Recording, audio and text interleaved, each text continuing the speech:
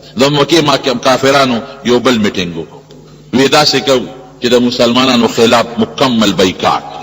بنو هاشم چې کوم د نبی علیہ السلام قوم دی، مکمل بایکاټ، داسې بایکاټ ورسره کوو. او خیف بني کنانه یو ځای د مکې سره خوا کې یو خوړ دی، هلته جمع شو. بهر کیف میټینګ یې وکړه په خیف بني کنانه کې، وی د مسلمان خلاف بایکاټ کوو. نو فیصله په دې وکړه چې نه به سره خبرې کوو مسلمانانو سره، بلکې یوازې مسلمانان نه، د دوی چې کوم مرګري دي اگر که مسلمانان نه دي هغې سره به هم نه کوو، نه به خبرې کوو، نه به په سلام اچو، نه به جواب اخلو، نه به په شیخ ارسو، نه به د شیخ اخلو. مکمل بایکاټ، دا سوشل بایکاټ چې ورته وایي، شمال شغې مو سوشل بایکاټ چې ورته دا به تنګ شو مسلمانان، لکه چې په قوم کې د سره څوک خبرې نه کوي. نو د ابو طالب یو دره ده، شعب ابي طالب، هغې ته مسلمانان منتقل شو. او اتفاق ته ګوره چې دوی کله بایکاټ فیصله وکړه، یو کاغذ یې ولیکه، او په هغه کاغذ د دې کافرانو ټولو مشرانو سردارانو دستخط یې وکړې، او د بیت الله په درشل باندې هغه کاغذ ټک واو چې دا زمونږ د مسلمان خلاف فیصله ده، او دا همدلته ټک واله. نو چې چا هغه کاغذ لیکلی و، د هغه نوم د هغه او دا څه ورته ویل کېږي، د هغه نوم سره هیر شو، هغه چې هغه د عکرمه زوی د پلان نو خو عکرمه دی، خو بهر کې نوم راته نه دی یاد دی وخت. هغه چې چا خط لیکلی و، هغه خدای په لاس وشل کو، هغه له خو رب العالمین هغه سزا ورکړه. خو مسلمانان تنګ شو، نو شعب ابي طالب ته منتقل شو، هلته به یې څه کول، نه په چا شیخ خرڅو، نه د چا شی غیشته، نه چا خبرې کولې، نه څوک ته جواب اخلي. نو دومره تنګ شو مسلمانان، دومره چې وی مونږ به د اونو دا پاڼې خوړلې، او دا کبلې به م را شکولې، په دې به م خپل وخت تېرو. او یو صحابي وی ما باندې خو دومره تکلیف راغی چې یو ځل مې په لاس په ځمکه د شپې تپاو، نو سلون غوندې شي باندې مې لاس ولګېده، ډېر اوږې وما، وی اوچت مې کو، په خوله مې ور ومنډه، او شخوند مې پې وواو، وی پته راته ونه لګېده چې څه شي، او خېټې ته مې څه لاړل. یو بل صحابي وی سرمن مې ومونته، سرمن، نو یې مې راوړله، نو او مې سولوله، ایرې مې ته جوړې کړې، نو هغې ایرې به مې لږې لږې خوړې، په هغې مې خپله ګزاره کړه. دا ژوند د صحابو. او دا لږ نه، دا د سن 7 هجري نه حبشې ته هجرت په 5 هجرې رجب کې زبرګه کې شوی، او دا سن 7 هجري وه، دا سن 10 هجرې پورې، دا هجري نه ایشه نبوي، ځکه هجرت خو وروسته دی. حبشې ته هجرت په 5 نبوي شوی، او دا 7 نبوي و، د پیغمبر 7 کالو د نبي علیه السلام 3 کاله د تکلیفونو کې مسلمانان تیر شوي. او دا ظالمان به تلله په هغه دره په غاړه کې به ورته ودرېدل، د مسلمانانو هغه ماشومانو به د لوږې نه چغې والې جړل به، نو دوی به پورې خندل.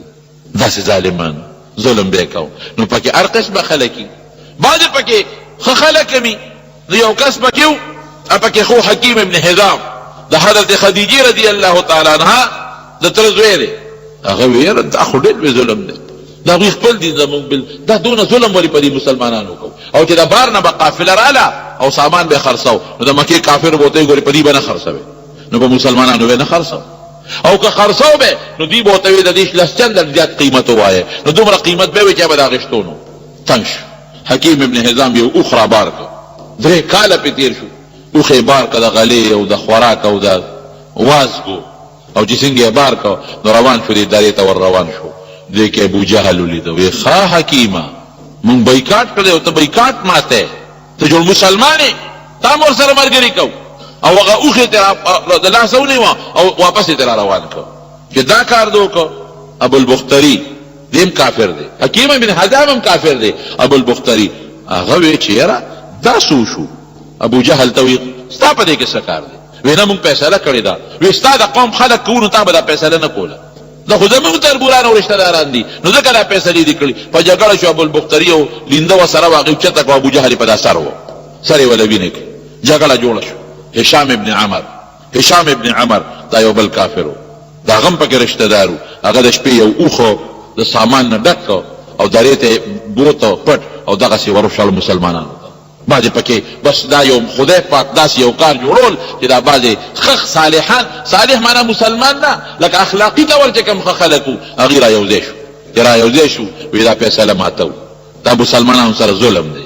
اخواته نبی کریم صلی الله علیه وسلم ابو طالب ته وی ابو طالبه، وی ما ته الله تعالی یو اطلاع را کړې ده، یا څنګه ده؟ وی خدای پاک ماته د اطلاع رااله چې کم کاغذ دوی لیکلی دی او د بیت الله په دروازه ټکوالی دی نو هغه به نو خوړلی دی، یو د خدای نوم پاتې او باقي به نو خوړلی دی. ورشه کافرانو ته ووایه نو چې هر کله هغه به نو خوړه او کاغذ ختم شو نو د دوی شیلال ختم شو، د دوی هغه کاغذ دستخطونه ختم شوي دي. ابو طالب راغی د مکې کافرانو ته دا خبر وکړه، دوی خو یې نه اورېدل، خبرې ورسره نه کوي. هلته بعضې هلکانو نوجوانان او بعضې پکې انصافداره مو هغوی وی نه دا بایکاټ ختمو. فیصله په دې شوه وی هلکه دا دې چې څه وایي ابو طالب دا خبره واورئ، که دا کاغذ واقعي وی نو خوړلي بایکاټ به ختم کړو، اکینې خوړل نه به ختم. بس مجبوره شو کافران، خپل منځ کې پکې اختلاف جوړ شوی چې کاغذ یې څنګه راخلاص که ویې سپړده نو د الله د نوم نه ما سوا چې څومره حرفونه ټول وی نو خوړلي، بایکاټ ختم شو. دا 3 کاله مسلمانانو په دې دره کې دا بایکاټ د ژوند تیر کړ او د اونو پانو په درب او په کبل خپل زندگی تیر کړه. د څه د خاطره؟ د اسلام د خاطره، د دین اسلام د خاطره. د اسلام داسې په اسانه نه دی راغلی چې کله پیغمبر علیه السلام بیا حجة الوداع وکړو، د حج نه فارغ شو نو نبی علیه السلام وی داسې به وکړو چې هغه خیف بني کنانه چې کوم دی هغې کې به مونږ لږه دمه کوو د شکریې د وجې نه. صحابه ټول راغونډ کړل، وی یو وخت کې دی کې زمونږ خلاف د بایکاټ فیصله شوې او زمونږ خلاف کاغذ دلته لیکلی شوی دی، اوس خدای هغه علاقه مونږ له راکړه نو مونږ د الله شکریه ادا کړو. نو پیغمبر علیه السلام په هغې کې لږه غوندې دم هم کړی و. زمارونو دې دوران کې حضرت ابوبکر صدیق رضی الله تعالی عنه څومره لوی سړی دی، هم مجبوره شو روان شو حبشې ته. وی د حبشې ته ځم هجرت کوم چې په لاره روان شو یو کافر دی ابن دغنا په مخه ورغی. ابوبکر څه کې؟ وی بس قوم مې نه پرېږدي زم حبشې ته. نه نه ستا غوندې سړی چې ته زمونږ نه بار تللی شي، ته خو ډېر ښه سړی، ته خو د کونډو رونډو خدمت کې، یتیمانانو ښېګړه کې او خلکو سره احسانات کې، راځه تا ته به څوک هم غږ نه کوي، زه دله امن در کوم. ابن دغنه راغی او د مکې په ټولو سردارانو وګرځېد، وی ابوبکر ولې وباسئ حبشې ته یې شړی. ابوبکر خو ډېر ښه سړی دا چې ښه ښه ده نه ټول لاړل، زمونږ په دې قوم کې څه پاتې کېږي. کافرانو ورته څه وی؟ وی داسې کار دی ابوبکر مونږ پرېږدو غږ ورته نه کوو. خو ده د کور مخکې ځان له جوماتګۍ جوړ کړی دی او په هغې کې دی لګیا دی هغه خپل سبق وایي قرآن. او حضرت ابوبکر صدیق چې به کله هم د قرآن شریف تلاوت کوي جړل دی ورسره، ډېر نرم دله. نو مونږ یریږو زمونږ ښځې ورته ودرېږي او زمونږ بچي ورته ودرېږي، نو هسې نه زمونږ ښځې او زمونږ بچي چې ته مسلمانان نه شي. نو مونږ دله امن ورکوو ابن دغنه چې تا امن ورکړه زمونږ هم امن، خو ته دا مهرباني وکړه پناه مولا ورکړه، ته دې پوه کړه چې دې د خپل قرآن کور دننه پټ وی. ابن دغنه راغی ابوبکر ته وی ګوره ما دله پنیر درکړه، څوک به هم درته غږ نه کوي، خو ته مهرباني کوه دا خپل قرآن او دا مونځ دې کور کوه. وی ډېره ښه ده، اوس دې راوستې یو څو ورځې دننه خپل مونځ کوه قرآن به پکې لوسته، بس ټینګ نه شو بیا بار راوړه د دروازې مخې ته هغه جوماتګي کې به مونځ کو او پس تلاوت د قرآن شریف به پکې کو او جلل به ورسره. څومره د کافرانو ښځې بچي به تېرېدل ورته به ولاړو. نو کافر لاړه دغه ابن دغنه پسې، وی تا وله پنۍ ورکړې وه او شرط یې پېښې و. ابوبکر د خپل شرط نه خلاف ورزي کړې ده، خو بیا راوتېرېده دروازې مخکې لګیا دی او هغه خپل قرآن لولي او جاړي ورسره. داسې وکړه چې د خپل شرط ته پابندي پرې ولګوو چې دې کور کې دننه کوي، او که نه کوي نو مونږ یې ښکاره نه پرېږدو، ته دې خپل امان واپس واله. لکه که مونږ وله ډب ورکوو نو دا ستا بېعزتي تا وله امان ورکړی دی، ته ته امان واپس که مونږ پېشه ابوبکر پېشه، مونږ یې بار قرآن اورېدو ته نه یو تیار. هغه راغی ابن دغنه ته یې وګوره تا له خو ما امان در کړی، پنۍ مې در کړه، ما دې ذمواري واخېسته، نو تا د خپل شرط خلاف ورزي وکړه. بار بیا راووتې، وی نشم صبرېدی، د خدای قرآن پټ نشم لوستلی، نشم ټینګېدی. وی ښه نو که سر باندې چا بار غذار وکړو نو دا خو زما بېعزتي ده، پنۍ ما در کړې ده، ما ته خپل امان واپس که او یا دننه خپل تلاوت کوه. ابن ابوبکر صدیق ورته څه وایي؟ وایي ما تاله خپل امان واپس درکړو، ما له د الله او د رسول پنۍ او امان کافي دي. دا دومره سختې به په دې صحابه کرامو تېرېدلې. بیا چې د شیب ابي طالب هغه درې نه مسلمانان راووتل نو بیا د غم کال و عام الحزن ورته وایي، ځکه چې په دغه کال کې ابو طالب وفات شو. پیغمبر علیه السلام سره خو د ډېره مینه کوله او نبي علیه السلام عجیبه دا وه چې کله مړ کېده نو پیغمبر علیه السلام وله راغی او د مکې دا کافران تېږې چاپېره ټول تودي. نبي علیه السلام ورته کاکاجي دا کلمه ووایه، زه پوه شه او خدای پوه شه، زه به الله سره نور خبرې کوم، خو ته مهرباني وکړه دا کلمه ووایه. ابو جهل ورته څه وایي؟ اترغب عن ملت عبد المطلب، وی د خپل پلار نیکه د دین نه دی اړی. اخیري الفاظ د ابو طالب ده علی ملت چې بس زه بل دین نه قبلوم او د هغه خپل هغه نیکه پلار نیکه هغه زور خپل دین قبلوم نه قبلوم. او ساتي وطن کافر مړ شو ورته پته ده لقد علمت بان دين محمد من خير اديان البريه دينا وی ما ته دا ښه معلومه ده چې د محمد صلی الله علیه وسلم دین په ټولو دینونو کې بهتر دین بس ایمان یې نو نبی علیہ السلام څه وی هغه پورې بدله د خدای په دربار کې بخښنه غواړم چې تر څو خدای نه منع کړي نو قرآن شریف کې الله آیتونه نازل کړل ما كان للنبي والذين آمنوا ان يستغفروا للمشركين مسلمان سړی او پیغمبر دا به کافر له بخښنه نه غواړي کافر خدای نه بخښي ان الله لا يغفر ان يشرك به ويغفر ما دون ذلك لمن يشاء کفر او شرک باندې چې کوم سړی مړ شو دا د بخښنه نشته نور که خدای غواړي وبخښي کفر او شرک خدای نه بخښي درې ورځې یا پنځه ورځې د ابو طالب د وفات ته په حضرت خدیجه رضی الله عنها وفات شو هغه د پیغمبر علیه السلام بیبي مو خو ډېره زیاته خدمتګاره وه او ډېر لاس به یې کوه نبي علیه السلام ته تسلی به یې ورکولې نو پیغمبر علیه السلام په دغه کال ډېر غمجن و 3 کاله په شی به ابي طالب دره کې او دغه کال د کاکا وفات او د بیبي خدیجه رضی الله تعالی عنها وفات نو ځکه عام الحزن ورته وایي نو چې دینه مایوس شو نو پیغمبر علیه السلام بیا لاړ طایف ته هغه واقع د طایف انشاءالله ابرته بله جمعه کې ووایو خو صرف دومره مې د پیغمبر علیه السلام مبارک دا حالات لږ را شروع کړي دي چې تاسو ته دا معلومه شي چې نبی علیه السلام د دې دین دپاره څومره محنت کړی دی څومره خوارۍ کړې دي دا راته د دې دین قدر در سره پیدا شي او د نبی علیه السلام مبارک قدر در سره پیدا شي چې د دې نه خبر شي او د خپل ښکلي پیغمبر د حالات و تاریخ نه خبردار شي جمدې قوم هغه دی چې د خپل مشر تاریخ هېر نه کړي څوک چې د خپل مشر تاریخ هېروي دا جمدیني دا مړ قوم د خدای بنده ولې د خدای او د رسول دشمنی کې ولې خدای خفه کې ولې رسول الله مبارک خفه کې څه نو فایده دې پکې څه ده په دروغو کې ولې دا دوست به خوشحاله کړم که دروغ ووایم دا ورور به خوشحاله کړم دا پلار به خوشحاله کړم دا است خوشحاله نشي خو چې رب خفه نشي نو دروغ ډېر خطرناک جرم او بعضې خلک لا بل شان دروغ وایي هغه دې دپاره وایي چې خلک وخاندئ دروغ دې له وایي چې خلک وخاندئ هغه څونه لوی مجرم دی ویلون ډېر لوی افسوس دی او یاده چې په دوزخ کې یو کنده ده چې ډېره خطرناکه کنده ده هغې کندې له به څوک دي هغه څوک چې دې خبرې کوي فیک او دروغ پکې وایي او خلک پې خندی خبرې کوي او دروغ وایي او خلک پې خندی نو چې څوک د دروغو خبرې کوي دې دپاره چې د پې خلک وخندم او مجلس پې ګرم کم دی به دوزخ کې هغې کندې ته ځي چې د هغې نه په دوزخ کې خطرناکه کنده بلې نشته تمارونو موږ به هغه کار کوو چې کوم مونږ خدای او د خدای رسول مونږ ته ویلي هغې کې به قسم په الله زمونږ هم خیر زمونږ د بچو به هم پکې خیر زمونږ د دین به هم خیر زمونږ د دنیا به هم پکې خیر او چې کوم کار نه الله وی مه کوه او د الله رسول وی مه کوه نو الله ته فایده نشته نه د الله رسول ته فایده نه قسم په الله چې په هغې کې به زمونږ خیري زمونږ د بچو به هم خیري زمونږ د ښځې به هم خیري زمونږ د دنیا به هم خیري او زمونږ د آخرت به هم خیري یو ډېر لوی عالم تیر شوی زمونږ د دیوبند په دې علماو کې مولانا لطف الله سهارنپوري رحمت الله علیه سپینګیری عالم او نیک سړی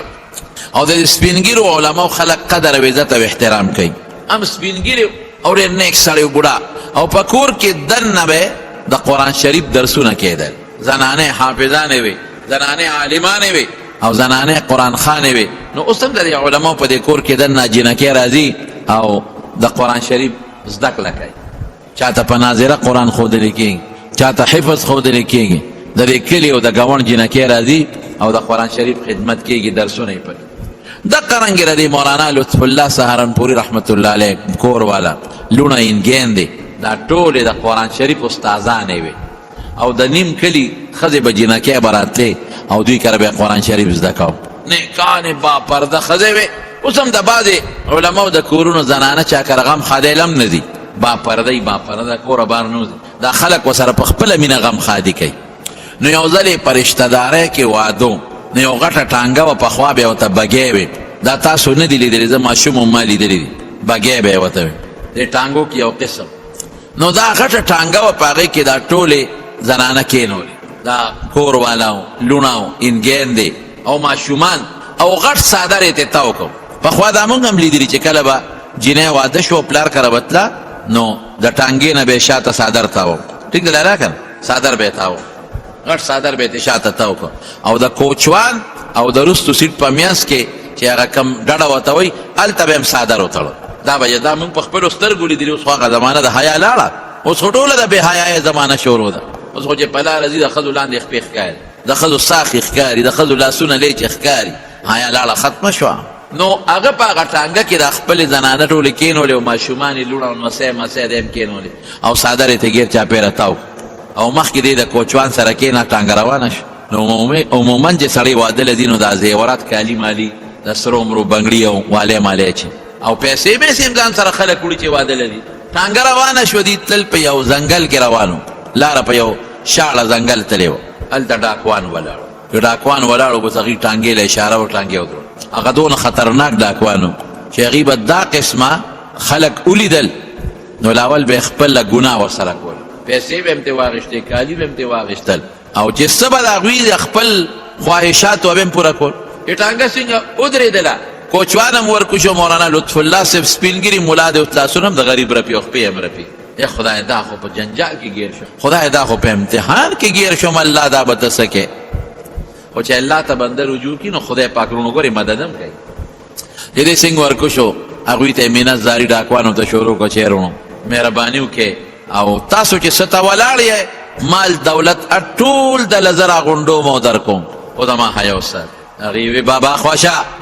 مونږ دلته یوازې پیسو دولت ته خو نه یو ناست پیسې به ملو چې څه در سره دي تالاشي بالو یو زنانه را کوزه که او چې زمونږ خو خیه به کوو. دا غریب ورته په ژړا شو سپینګیرې دی رپي چې ایرونو مسلمانان دي او عجیبه دا وه چې هغه هم مسلمانان ډاکوان حالانکه هندوستان کې خو سیکان هم دي مسلمانان هم شته هندوان هم پکې شته. ایرونو دا چې په ټانګه کې کومې ناستې دي دا عامې ښځې نه دي دا ټولې د قرآن شریف استادانې دا د الله د کتاب استادانې دي. ایرونو قسم دې که ردي لوپټا او ردي پړون هم بار چالي دي دا اوس هم په پړونو کې دي او ماته دا صادر راتاو کړی دي نو دا عامې ښځې نه دي دا د الله د قرآن شریف استادانې دي او دا نیم کلی د دوی شاګردانې دي بلا جینکې او بلا ښځې شاګردانې دي او چاته ترجمې د قرآن شریف خولی دي چاته حفظ کړی د قرآن شریف یې ورته یاد کړی دی چاته په ناظره خولی نو د خدای لحاظ وکړئ منت ته کوم د دې حیا مالې او زما مالې او پیسې چې مهرباني وکړئ زه دروغ درته نه یم زه رښتیا وایم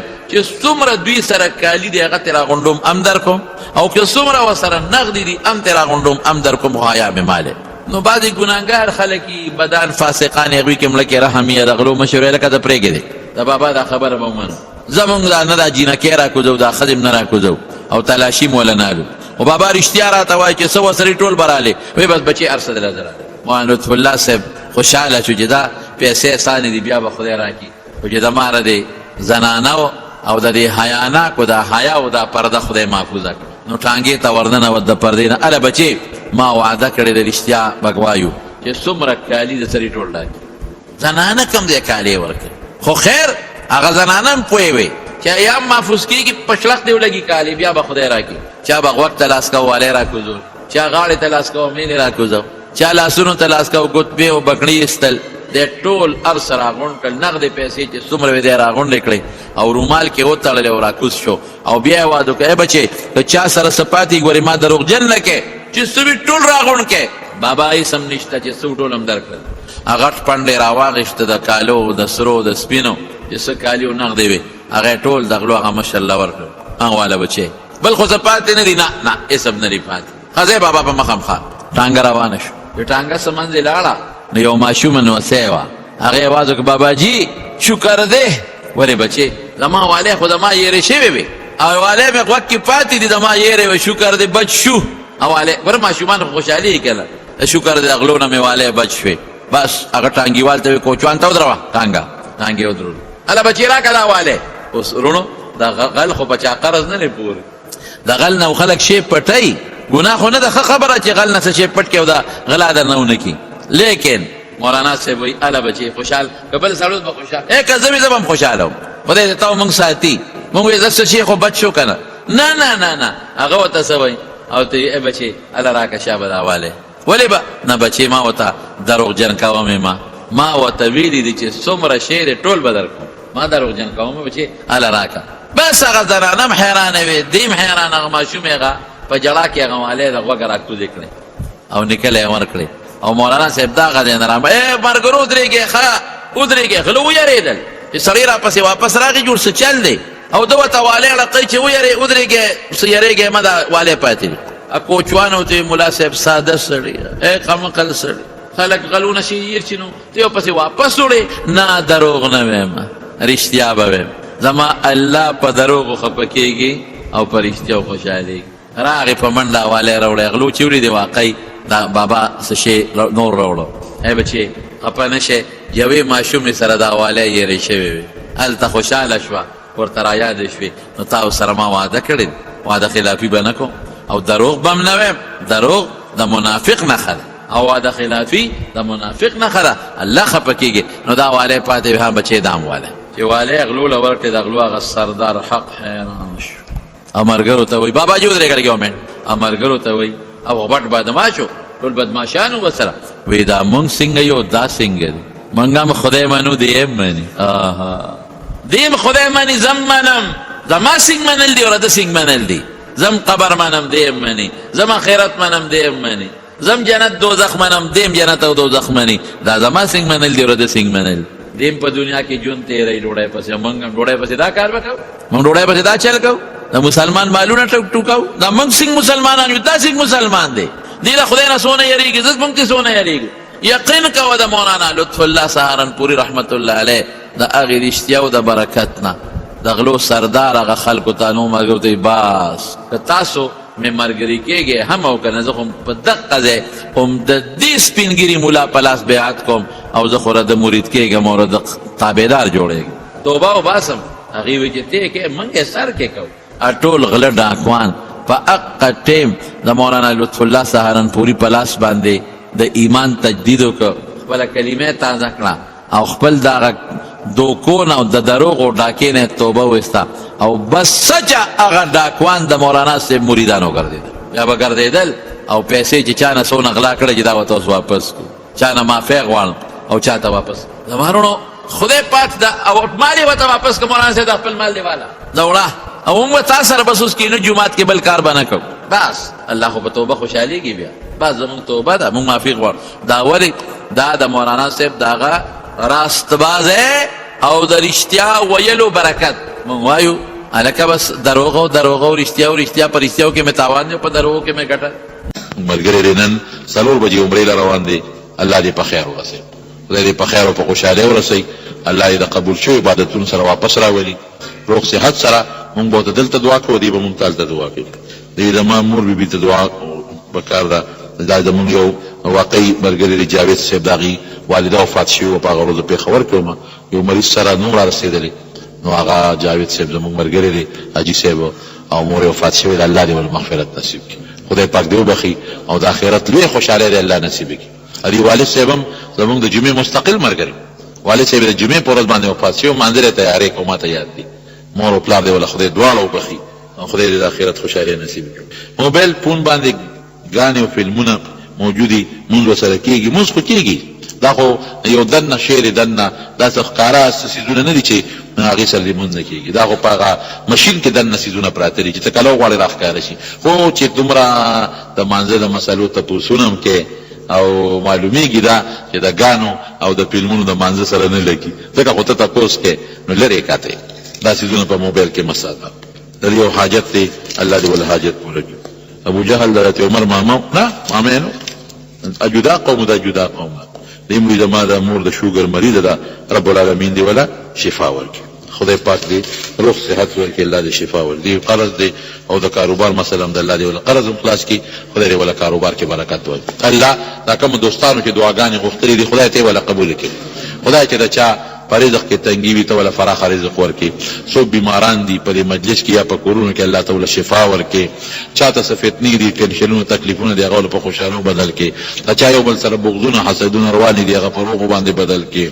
الله ته زموږ راضي شي د نبی علیه السلام په نقش قدم هم روان کړي د هغې مبارک د لاس د حوض کوثر اوبه هم نصیب کړي او د هغې د جنډې لاندې جنت ته داخل کړي د هغې په راوړل شوي دین الله زموږ ژوند او مرګ نصیب کړي خدای د فتو د دواړو جهانونو په امان کې وساتي کم دوستان چې د عمرو په اراده روان دي تی په خیر ورسه په خیر راوستل کې چا چې د حج داخلي کړی دی به یو ورور دی زموږ هغه د حج داخله کړی دا هغې ته هم دعا کوي چې خدای پاک ول منظوري راولي خدای دې موږ ټول د بیت الله حج له بوتلې کې الله زموږ بچي صالحان او نیکان لوی کې تم د غمونو د فتنو نه وساتي څوک پریشانو کې مبتلي پریشانې ولا په خوشحالو بدلې کې کم دوستان لري لري دی نه راغلي په یو قدم ولا خدای اجرونه ورکړي الله زموږ کور او بار خیر نصیب کړي د کور او کاروبار د شرونو په حفاظت کې وساتئ. څوک چې زموږ د جومات دا خدمت کوي یا د جومات کې دا کار کوي روزګار کوي منډه تړلې وي یا د جومات کې د مال د بدن خدمت وکړو الله تعالی له دعا او جهان اجر ورکړي خیر او برکت ولا ورکړي.